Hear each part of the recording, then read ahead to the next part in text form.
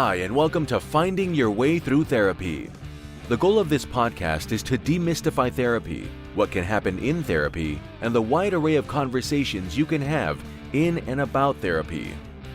Through personal experiences, guests will talk about therapy, their experiences with it, and how psychology and therapy are present in many places in their lives. With lots of authenticity and a touch of humor, here is your host, Steve Bisson. C'est super. This is great. Thank you, and welcome to episode 129. If you haven't listened to episode 128, it was the most downloaded with Jenny Helms. She was great. Hope you go back and listen to it. But my favorite episode of the season was with Brad Mastrangelo. Why? Because he talks about laughter, and I like to laugh. I don't know if you've heard my sarcasm and my little notes in my podcast, and if you haven't, please pay more attention. But ultimately, I do just enjoy his humor. I like him. And here is the episode. Well, hi, everyone, and welcome to episode 123. You get excited with different guests. I've been 123 times. You say you're excited. But, I've known Brad for, I don't know, I want to say at least 15 to 16 years. I don't think we've ever had like an individual conversation like this because Stephanie always overtakes it, his wife. But I'm joking, of course. But Brad I always Mastrangelo. That's okay. I had it right. I was going in the right direction. I stopped myself. Brad is just an amazing human being, first and foremost. And I truly believe that. But we're going to maybe talk to the comedian today. Maybe we're going to talk to other things that he does.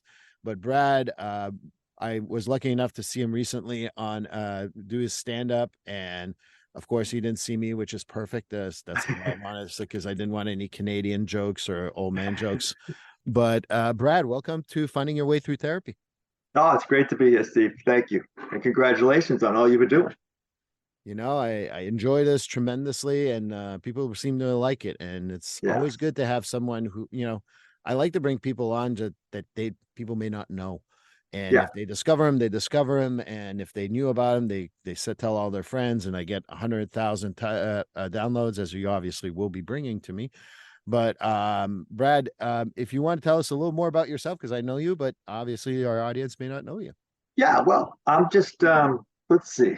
I was born in Chelsea, Mass.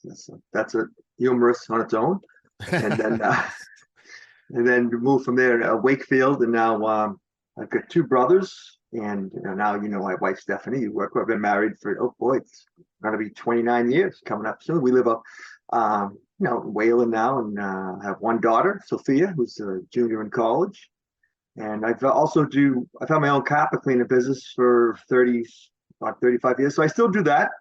And the comedy stand-up is something that I did on a dare one night. Never wanted to be a comedian, never thought about it. I mean, I love to laugh, so I do both.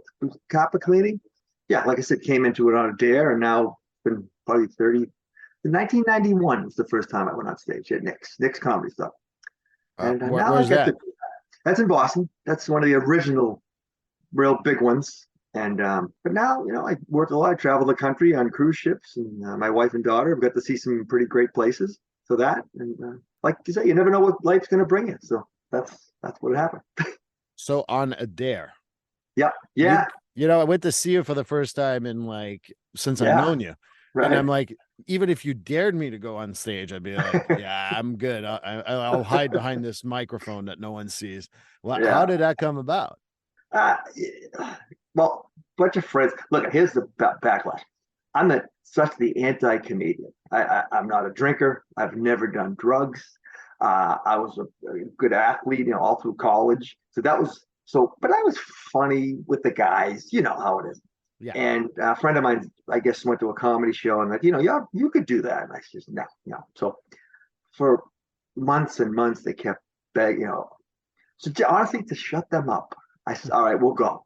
They have an open mic night. So I was at Nick's, and I figured there was all amateurs, but I get there and it's all pros, like practicing and stuff. I said, oh, this will be great. But honestly, really wasn't nervous because I figured we'd laugh about it years later.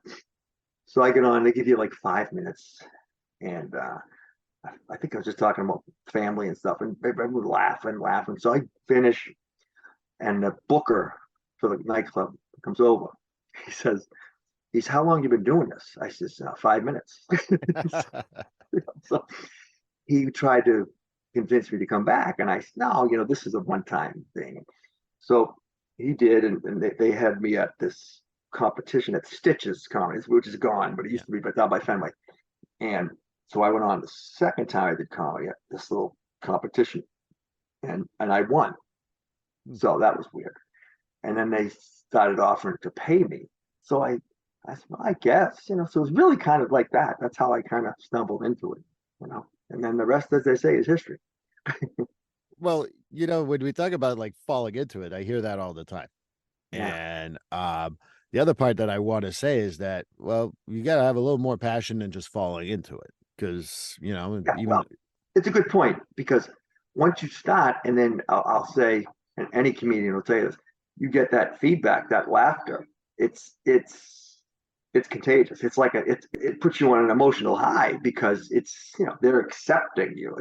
Look, we all want to be accepted in life, and it's part of the problem in the world. But you're getting that automatic feedback, and you're saying, wow. It's interesting. I always said I never considered myself like smart until I started doing stand-up, because the first time in my life I looked at it and said, you can't be dumb and do this.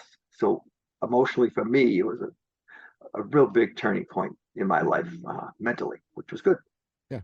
I had that conversation many times with my clients. They look at the back of me and they say, oh, you're smart. You have all these diplomas. And I'm like, these are pieces of paper. Yeah. My smarts didn't come from these pieces of paper. You can have 14 diplomas and be dumb as a rock. Absolutely. I think that, we underestimate where intelligence comes from, but that's just my big time. Big time. I see it every day with people that even like do the capital things. I'm with people all the time, and you know it. You see people with these degrees and I always said street smarts is way more helpful in life than the book smarts. The book smarts is fine, but some of these people, oh my goodness, I'll just look at like a deer in the headlights with some of the things they say. It's just. I know. I think that's what I find funny too. And to me, like, I call it emotional intelligence. And to be a very good comedian and reading the room, you have to have a lot of emotional intelligence. There's a room where you talk about your wife and it's going to be funny and everyone's going to buy it. So you can go on and go off on like, there's 7-12 jokes that you have on that. And someone, you go on the wife and they go, ooh, and you're like, okay, that's a wrong road to go on. Oh, you guys get offended.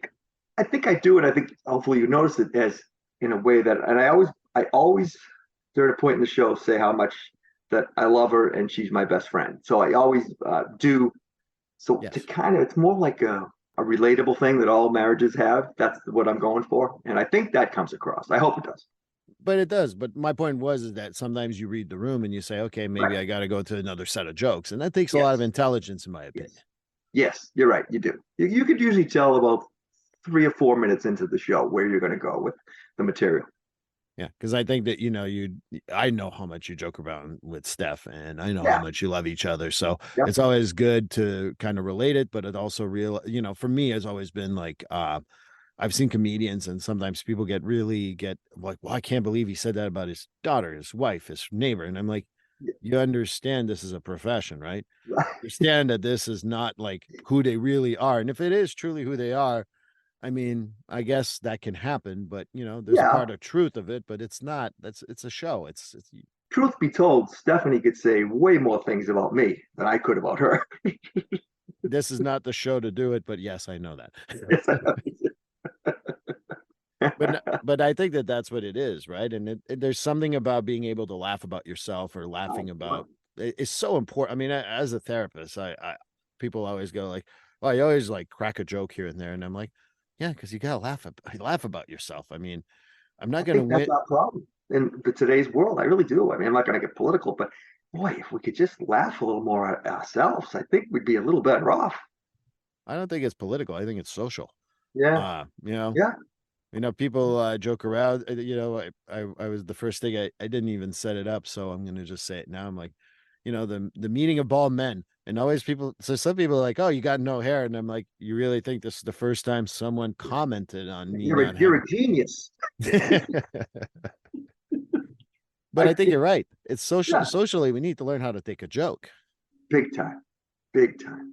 And as a comedian, it becomes difficult sometimes because, all of us will say to ourselves, you really have to kind of think about what you're going to say. And even like I do a lot of cruise ships. And so now you have people from different parts of the country with different beliefs and this and that. And, I've had guys that have lost work because they made one off comment that someone got offended by. So it's like, man, we got to get away from that if we can. Having said that, I don't think there's a place to go out on stage and just be offensive for 45 minutes. I don't think there's a place for that.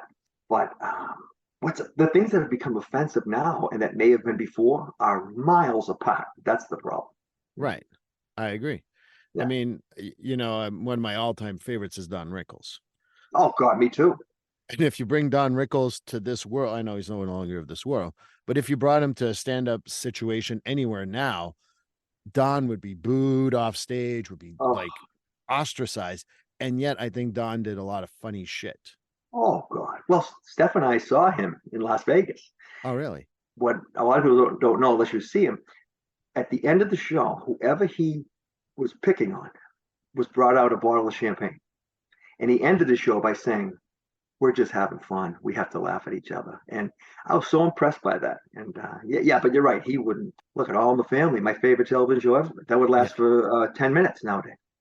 And I think that's why, like, even though we're talking about therapy a little bit here, but I think it's, finding your way through therapy is also a social kind of like aspect. That therapy is a social aspect of things. I sit there and do you think I agree with all my freaking clients? Of course not. Do you think I go there and go, oh my God, you offended me. Please leave my office? Yeah, exactly. I think that's what's missing in this world is that, we're all trying to survive it. I don't know about you, but I'm just trying to make it like to the other side unscathed or as unscathed as I can. Raise our kids the right way. And that's what we're here for. Yeah. I talked to a therapist one time and I said to her, do you ever just want to look at someone during therapy and go, shut up? She's laughing. I go, no, you can tell me. No, who cares? Well, I think that I've done that to someone. I've done that to actually a couple of people. Have you? And, people are like, how dare you? Or why did you do that? And, there's one particular case. It was to move from the subject we've been talking about for 3 goddamn months. Yeah. Like, like I go back, I love comedy, and I didn't say that at the time, but I always go back to Chris Rock. I love Chris Rock too. Yeah. And Chris Rock, and you're like, hey, did I tell you about the time? Yeah, you told me about the time. How about you get fucking kidnapped? Have new shit happen to you? Like, for a client would be like, someone who's listening to this might be like, wow, that wasn't therapeutic. In fact, it is, because if you revisit the same story over and over again, expecting a different result, that's called insanity. Exactly. Yeah, exactly. So you need to tell me to shut up. Yeah. No, yeah. It's like, seriously, you've talked about this for 3 months. Matter of fact, now I know why you have this problem. But no, it's the truth, and I bring comedy to my therapy sessions. And Great. I'm not saying that I'm a comedian by any stretch of the imagination, but everybody can be funny, and especially in the situation you're in. I think it brings a little levity to it. And which I say this, I think you'll agree. My biggest thing is in life to me, when you're laughing, at the point you're laughing, you're not upset about anything. For that 2 minutes, 3 minutes, 45 minutes, anything you have that really affects you is gone. So I think it's fantastic therapy to get out and laugh. I mean, I'm going to be the boring study guy here and say that the endorphins that you get from the laughter actually opens you up for better therapy. I bet. Yeah. Because it's like you let yourself go for a while. And I guess, it's medicine. So I'm a doctor and I should be getting paid much more. Maybe that's your next gimmick when you go on stage. But yeah, you see it. When people, and to me, it's full. As cliche as it sounds, when you're watching people laugh, I get so much therapy out of it myself because it's just so powerful and so wonderful to look out and see that. Especially in today's world, Steve. There's so much.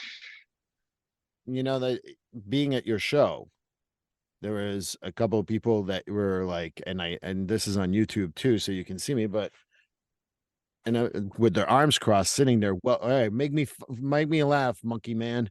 Yeah, yeah, And then there was another part of the crowd that was like making jokes before the show, talking back to the yeah, comedians. And yeah, to me, that makes it, as long as you don't make it all about you, that makes it so much more dynamic. yeah. Then you get people. I've had people come to me. Oh, you're a comedian. Yeah, I don't like to laugh. What do I say to that? I mean, honestly, I've had that a few times. Like Really? you don't like to laugh? No. Well, it's always funny when someone comes to me. It's a compliment, but a little strange. I never laugh, but you made me laugh. I'm like, why don't you laugh? Right. That's crazy. But yeah, I don't know. When someone says that right off the bat, you're like, okay, Yeah. all right. You don't like to laugh. All right. I don't like to wet my bed. It happens. Well, it's one of those things that, again, bringing it back to a little bit of therapy. Yeah. In my work, as an emotional coach, I talk about how, they talk about 6 basic emotions: and anger, sadness, fear, disgust, surprise, and happy. Mm-hmm. And people are like, well, I don't like to be fearful. We're all fearful. Yeah. You have a Yeah. choice. You don't like to be happy? I'm sorry, we're all happy. Whether you repress it or not, don't matter to me, but you Yeah. need to be able to kind of like get there. Yeah. Why deprive yourself of that emotion? It doesn't make any sense. And I think it's funny because I think the week prior to this podcast, we're going to have the mental men, and it's a bunch of therapists, and we talk about that too, because like, why would you deprive yourself of anything? And you don't know everything, and No. life is not that serious. And if you make that life so much serious, you're going to be so miserable as a Oh human God. being. And you deal with people you see. I see people that just miserable, and I'm like, you're in charge of your own misery a lot of times. Make the steps. Go to therapy. Do this. There's so many outlets now to help people, but they have to make that first step.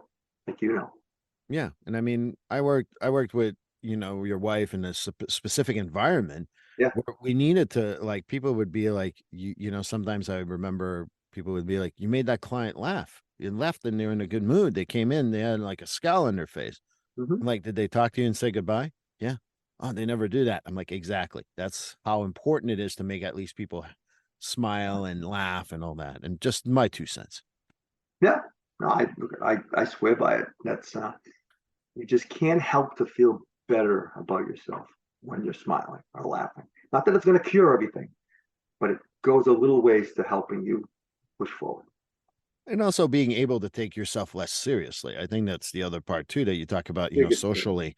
Yeah. This is not political to me. When you talk about politics, the people take themselves too damn seriously. I What mean, they I remember Tom Brady when he was playing for the Patriots, and he went to, I think it was Dick's Sports Store in California, and he's like, Yeah. "Hey, you look like the guy." He's like, "I am the guy," and then he Yeah. starts making fun of him with his Right. accent and all that. I Yeah. just think it's funny to be able to laugh about yourself. That's and the people that are like so serious. Like one guy, there was a guy at a cruise ship I was working with, a comedian, very funny guy, and I guess he made an offhanded comment, like a throwaway line about Biden, and someone was so irate they got up and they demanded he be fired. And I'm saying to myself, you want to take a guy's livelihood away from him because you can't take a joke? What's wrong with that scenario? That's why Steve, I don't talk politics, right? Because you lose half the room nowadays. Before you could, but not now. Someday maybe we will be. I talk about anything with anyone Yeah, in my sessions, and I always explain to people that I lean left, but I'm not a Democrat, and yeah, sometimes I lean right, but I'm not a Republican. I'm a human right, being with a point of view, and I yeah, expect you to have a point of view. If you're just buying into the propaganda of Democrats, Republicans, and I'm from Canada, liberals, conservatives, and all that, you are just part of the problem, because Biden, Trump, Obama, Bush. I can go on, and I can't remember all 46. I'm now a citizen, so I don't have to remember all that shit. no, it's fine. We're done. Yeah, that's okay. But like, I don't have to buy into any of that. I mean, I've said to people before, and this is something I'm more than happy to say out here. There's something about Reaganomics that was actually helpful. Hmm. Yeah. Oh my God, you support everything about it. I'm like, no, I No, said some of it. Why is it no. that it's got to be an all or nothing process here? Well, I say I'm independent, and I say I think the problem is take the D and the R away, and we could all maybe get together on the same boat and make some nice decisions. That's what it's become. I just think that's killing us, you know? I explain that to people all the time because I mentioned to someone that there's a candidate who may or may not still be running for all I know by the time this is out, who had said that we got to set term limits. And if you're over 75 in Congress, you got to have some sort of mental health status and make sure that you're okay. Oh, Nothing so wrong you with that. support all the politics. No, we No. talked about specifically this issue. Why did that have suddenly become whatever you think it is? Yeah. I don't give a crap. You know, I sat there with your wife in situations where I disagreed with the decision made in the office. Mhm. And that didn't mean I didn't love anyone I worked with, and just Right. meant I disagreed with that. And we had that understanding. We didn't even have to say, do we have this understanding? But it Right. literally, we need to say that now. Because you know what it is? We have opinions. So Right. it's an opinion. That's it. I go back to Dogma too. I don't know if you've ever seen that movie, but Chris Rock's in there. And one of the lines is it's about religion, and it's in a very, very good view, like critical view. I know Harvey Weinstein is the producer, so it's hard to find now. Right. But one of the things he talks about is like, God thinks we had one thing wrong. He came up with ideas, and ideas, that's great because you can change your mind, you can talk to people. But once you make it a belief, it's tricky. People will die for beliefs. And Mhm. if we move to ideas from beliefs, maybe we can survive. And this is a movie from I think Dogma was like 2000, 2001, Oh, around okay. there. And I always thought that that's a good way to see life. I have a view of coffee. Mhm. You may disagree with me, but I'm not going to kill you because we disagreed about coffee. Well, I say this different time. I remember when I was a kid, little kid, if my parents, people would be coming over, they would actually have discussions about politics and listen to each other, and it was okay. That is gone, really gone. And I think that that's where we need to be able to do it. Again, I have no problem if people are not agreeing with me. I believe that women have a right to choose, and it's none of my business what women choose to do with a baby. And I have a client who is very staunch pro-life. Mhm. And we have the most wonderful discussions because it is not personal. And we talk Right. about, and how that becomes therapeutic, as someone would ask, is that by examining those thought processes and being able to have a disagreement without hating each other. Like, oh, I can do that with other people. I said, no shit, Sherlock. Yeah. Well, I try to say this is what I try to say to myself and other people. Once you shut out someone else's opinion because you don't like it, you lose the ability to learn and educate yourself. You don't have to agree, but there might be something in there that you didn't know. And go, oh, okay. But we've come to the point now where no one's doing that anymore, and that's too bad. And I think that that's why, comedy to me brings up these things that we hide from ourselves or hide from others. Yeah, oh, yeah, yeah, A good punchline is something that makes you slightly uncomfortable before you laugh. yeah. Well, I think the biggest compliment I can get when people come up to me and say, "Oh my God, I can relate to all that stuff," because yeah, that's what we want to do. Think about what we do, dumb things, funny things, smart things, and talk, bring it up, laugh about it. Right. And then we're starting to go in the right direction, I think. As long as they pay me, Steve, I don't really care. Yeah, hey, I'm right there with you. That's what I say to my And clients. As now it's long as you pay Canadian. me. We're going up to Canada, doing a cruise up to a couple parts of Nova Scotia, Oh, really? Sydney, St. John's, and then to Bar Harbor is up. But I went last year up. Now, let me ask you something as a Canadian. I was in Quebec, but Yes. Quebec, I think they fight with the other Canadians. Is that true? Is there a disagreement? I mean, Tell me the story. all right. So Quebec is. I'm going to go politics because this is true politics. But this Oh, is politics. you can look at the history. I'm not Okay, making this up. right.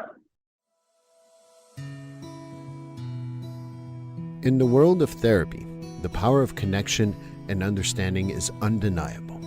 That's where the peer network steps in, offering a bridge of support that complements your clinical expertise. Imagine a service where certified peer support specialists, through telehealth, extend your reach, offering clients continuous, compassionate care. This is what the peer network provides. Our peer support specialists are not just trained, they're experienced. They've walked through the path of recovery and resilience. They speak the language of empathy and understanding, essential in mental health and addictive recovery journeys. As a clinician, Your goal is to see your clients thrive. The Pure Network enhances this journey, offering a layer of support that's accessible, reliable, and deeply human. Join us in this mission of comprehensive care. Incorporate the Peer Network into your practice today and witness the transformative power of peer support in mental health. Visit thepeernetwork.com. Together, let's create a world where everyone feels supported, understood, and connected. So Quebec was founded by French in like 1634, if I remember correctly. Yeah. And the Louisiana Purchase was bought from the French when they lost the war to England. And that's part of where like Vermont is actually Green Mountain in French. And Louisiana speaks French. So there's a lot of it that comes from that. And then the English kept on trying to figure out how to get Quebec to speak English. And at the time it was called Lower Canada, I believe. And they created Canada in 1867 to assimilate French Canadians. And again, I'm not making that up. It's a report that was written in 1864 by Lord Durham. So you can look at everything I'm just saying is not politics. It's fact. Fact, yep. So when you're part of a country that says we want to assimilate you, it's a big chip to carry on your shoulder. Right. And we fought very hard to stay French, and we still fight to this day about that. So I think that's part of why Quebec has tried to, secede a few times. And I'm not going to bore everyone my history lesson here, but that's part of it too. But as I remind Quebecers, and this is something I've, in close to 25 years in America and knowing a lot of people, if anybody ever hurt Quebec in any way, shape, or form in other country, English Canada and the U.S. would destroy anyone who would hurt us. And so we have that brotherhood. Now, let's get over what happened in 1867. Yeah. But, we hold grudges. Yeah. I mean, we still call people in Newfoundland, which was part of England until 1949. And we still call them Newfies, which is a very derogatory term. Might as well call them from Alabama. And if you're from Alabama or Newfoundland, it's a joke. But ultimately, I think that Quebec has always had that chip on their shoulder, and sometimes it shows up in their politics. Thankfully, Alberta now has that chip on their shoulder, and they're getting all the attention because they have oil, and they say we want all the attention in Canada. So now they're hated. So it's great. Well, my mother's mother was born in Newfoundland, so I get a little Newfie. Oh, so you're a Newfie. All right. I've got a lot of Newfie jokes for you, but they won't fly in America because when I say Newfie here, they're like the dog. I'm like, no, you. But it's beautiful up there. I love going up to Nova Scotia, and that's one of my favorite cruises. Quebec City is beautiful. So. And Newfoundland's the nicest people in the world. Yeah, very friendly. And when 9/11 occurred, I know, again, going in history a little bit, a lot of the planes that were coming from Europe had to land in Gander in Newfoundland because that was the closest one. And anybody who's been shout me out or write to me if that's if you've been on there. But the whole village, everyone took in, I can't remember the number, we'll say 5,000, so over 5,000. And they took him into their houses until they opened the airspace so they can get to the U.S. Wow. And there was no you owe me money or this and that. It was just be nice to people. Yeah. And so that's how good people in Newfoundland are. You know what's interesting, and maybe I'll let your take on this. I find it interesting that during that 9/11 and the beginning of COVID, I thought we were all so much closer together. It was almost not nice because it was a tragedy, but you know what I'm trying to say? And then we went back. But for a little while there, we all helped each other. We all loved each other. We all got along. And that would be nice if we could get back to that point. I'm not wishing another tragedy, Steve. Don't get me wrong. I'm just saying. No. There was definitely a difference, to me anyway. I agree wholeheartedly. I think that what happened with 9/11 after we had the Chad issues in the election of 2000, it brought everyone we're all Americans. And frankly, we were all citizens of the world. I can only think of a handful of people who were like, oh, no, good that this happened, basically. And with COVID, it was a global issue. We're all in this together. And that's what started it. But I think that we forget that we're all in this together because I remind people no one gets out of here alive. Yeah. It's all the same in the end. Right. So we need to start thinking about it that way. And when we ostracize someone as a therapist, my first question is, what do you see in yourself that you don't like in that person? And most people are blown away by that and tell me to fuck off. But I think it's a good way to think about, what do you see? Well, they're not willing to change their opinion, so you don't like to change your opinion. What? I'm like, yeah, that's what you just said.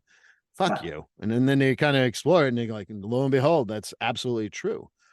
So I don't know. That's how I perceive it, is that if we understood that what we don't like in other people are parts of who we are, and that's shadow work from Carl Jung, and I'm not going to bore you with psychoanalytic bullshit here, but that's what it is, and that's the truth.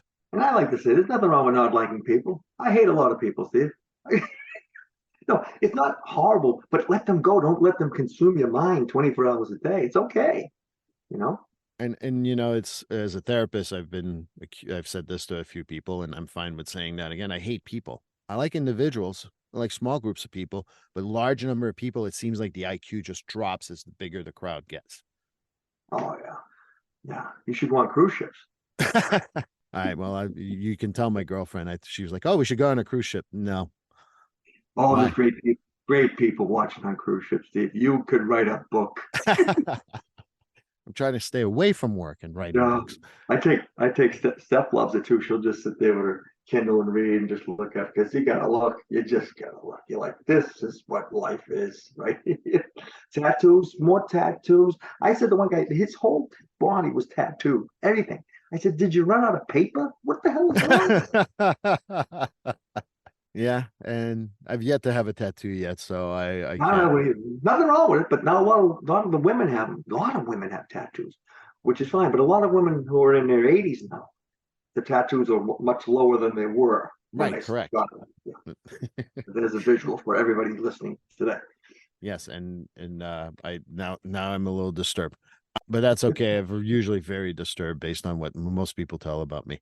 But one of the things you mentioned earlier, in which something that, is a theme at finding your way through therapy, is you'd mentioned talking to your therapist. So you've been in therapy before? Oh yeah. Yeah. And it was great. It helped me immensely, because I got some stuff that I never knew I had that was causing certain reactions to me and it's hard. It's not easy going to therapy, and it's very difficult. And I think people don't go for that reason. But just my opinion, when you do go, and it takes a while, as you know, but it is helpful. It is, and I would recommend anybody at least look into it, because it is so much help out there for people nowadays, more than there ever has been, and it's there. Use it. I think there's still stigma, though, and I explain. And I've got some people who come into my office and they put their cross their arms like this, and they go, "Fix me." I'm like, "Oh, okay." So when you go to your doctor and you ask for an appointment, you just cross your arms and go, "All right, figure out what's wrong with me physically. I'm not telling you." No, I can't. I'm not a fucking magician. No, but like I said, and it's not easy, because you have to come to grips with some stuff that are pretty bad. Yes. So once you do, and you maybe understand why they're there, and you get going, that's why, like I say, comedy for me has been really helpful mentally for me, to get past that point and talk about things and laugh about things, and it's great. And I think more people need therapy than they know. Well, I go with I'll tell you where this podcast comes from too, and maybe it'll make sense to you based on what you just said. I think we should all be able to go to, mental health therapy at least once a year, just like we do for our physical health. And I have a few clients, and I mentioned this many times, who come in every 3 months, every 6 months, and they call me their oil change. Hey, everything going good? None of this, that kick the fucking tires and we move on. I call mine. I tell her I need a tune-up. I said, look, I'm just going to come in for a tune-up. Yeah. But yeah, I'm with you. Everyone should go once to see if it's helping.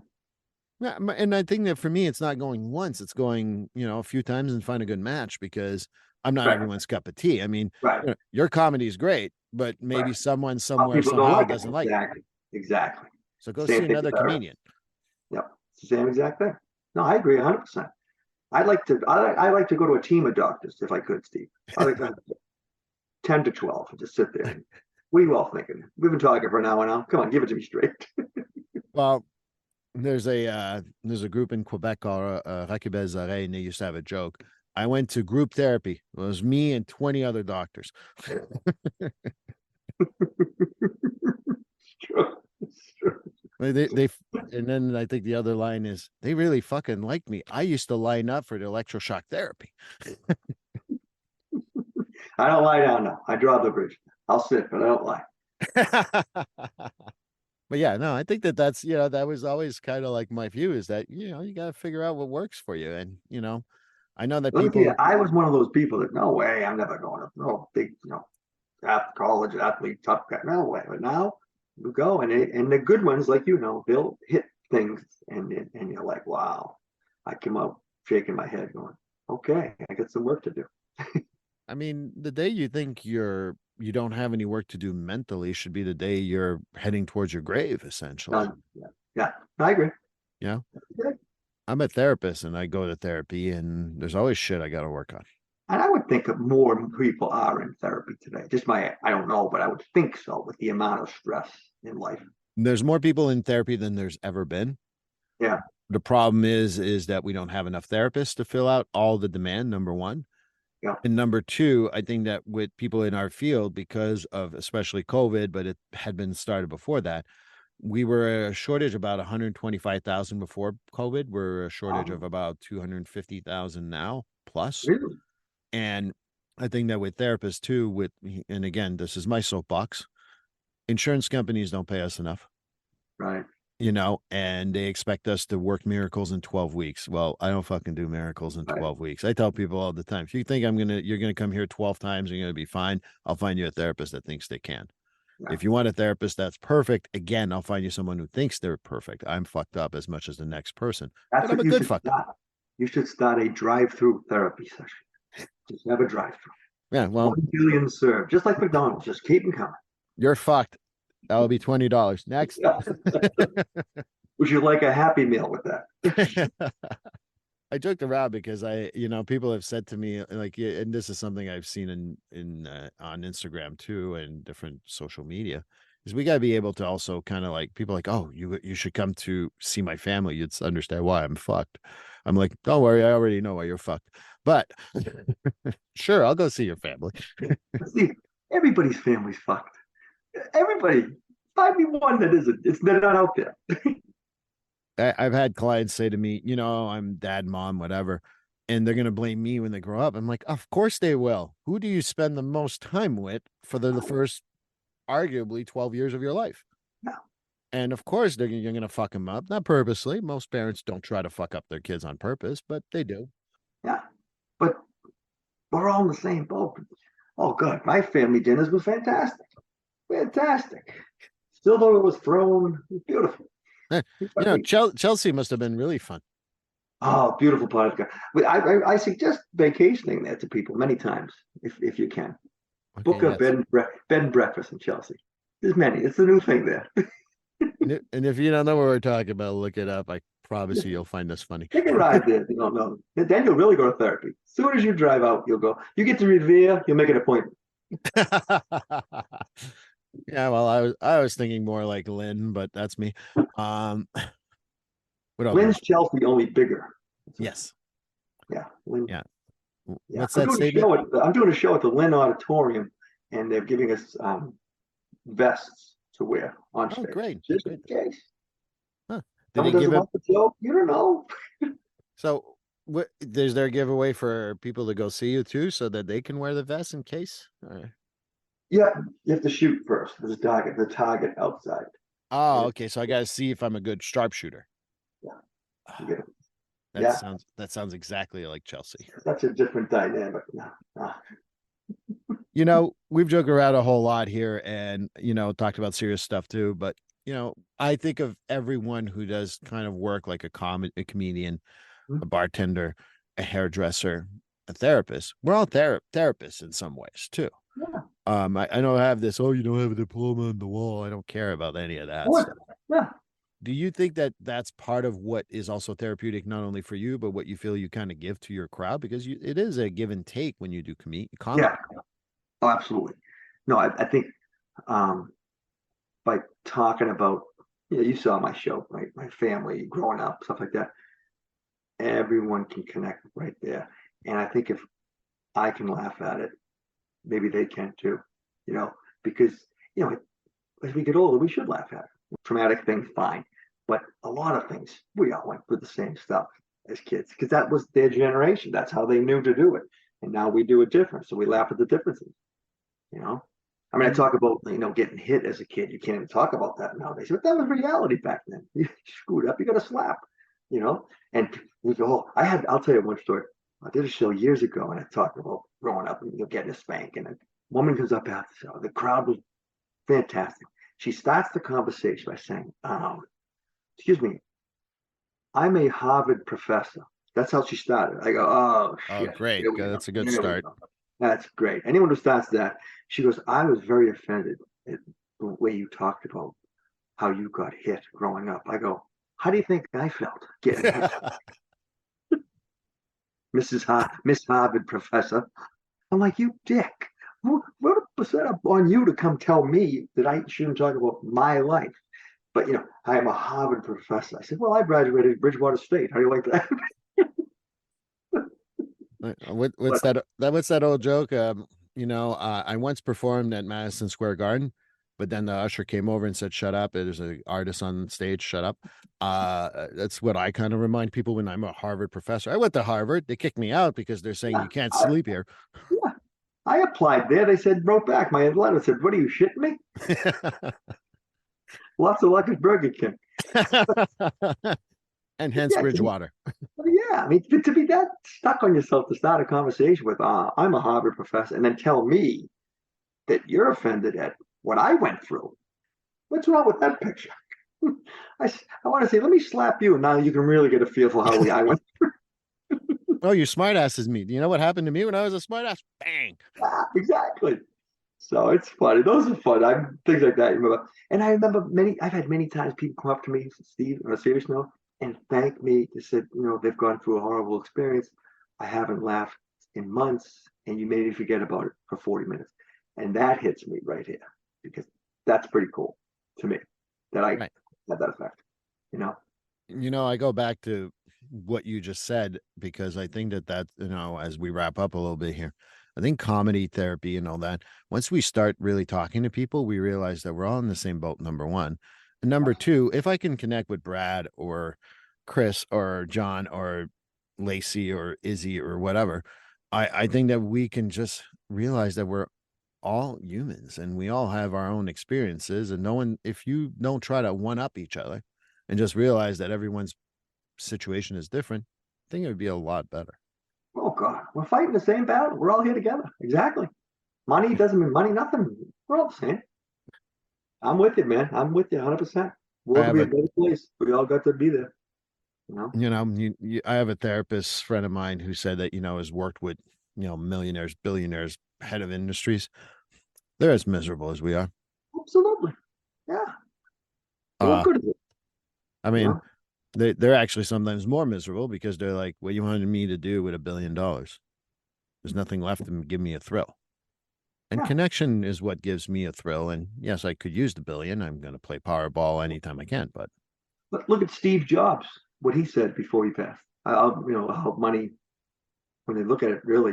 I mean, like people say you can't take it with you, but then I say, what if there's a cover charge? Maybe you should take 15, 20 bucks, just in case. Well, I'm sorry, there's a cover charge. We can't let you. I grew up Catholic, so that was my cover charge.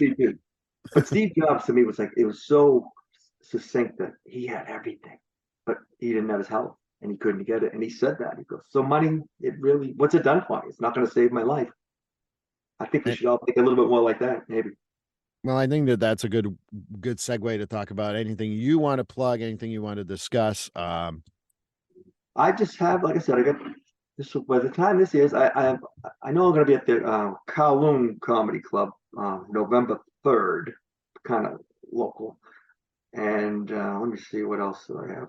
And if you're ever on a cruise ship, come up and see me up in Manchester, New Hampshire on. Isn't that landlocked? Hampshire Hills Event Center in Milford, New Hampshire. That's on the 4th. So, yeah, those are a couple of local things I'll be at. Oh, one more thing. Merrimack, this sounds very good, Steve. The Merrimack Repertory Theater. Excuse me. I guess that's in Lowell. So that'll be on Friday, November 10th.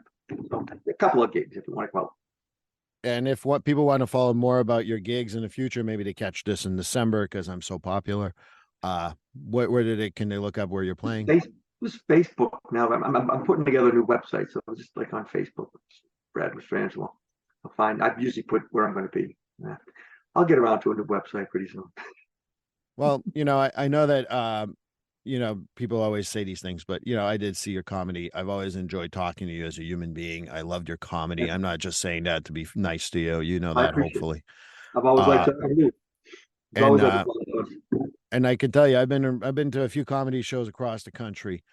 I don't know about the Boston crowd is just so like down to earth, and then the Yeah. comedians are just so down to earth. Yeah. I just love that crowd, and so if you get a Boston, go check them out. Go to Giggles, go to Calhoun's. We don't have enough comedy clubs, in my opinions. Yeah. There's comics down in I think it's Foxwoods, if I remember Yeah, correctly. I think so. Yeah. But we need more comedy clubs. But very down to earth. And Brad, I really appreciate your time. Oh, my pleasure, buddy. Great to talk to you. Great talking to you. Congratulations for what you do, and I think it's just fantastic. It's just fantastic. I appreciate that. Thank you. Yeah. Well, this concludes episode 129. Thank you, Brad. And please keep the message of laughter is a therapeutic endeavor. So go to your local comedy shows, go to a good movie, go laugh, and that really works. Episode 130 will be the most downloaded of the year, and it is and again, this is not me making it up, but Gordon Brewer, who is the leader of our Psychcraft network, who was the most downloaded of the year. So that will be next week, and I hope you join me then. Please like, subscribe, and follow this podcast on your favorite platform. A glowing review is always helpful. And as a reminder, this podcast is for informational, educational, and entertainment purposes only. If you're struggling with a mental health or substance abuse issue, please reach out to a professional counselor for consultation. If you are in a mental health crisis, call 988 for assistance. This number is available in the United States.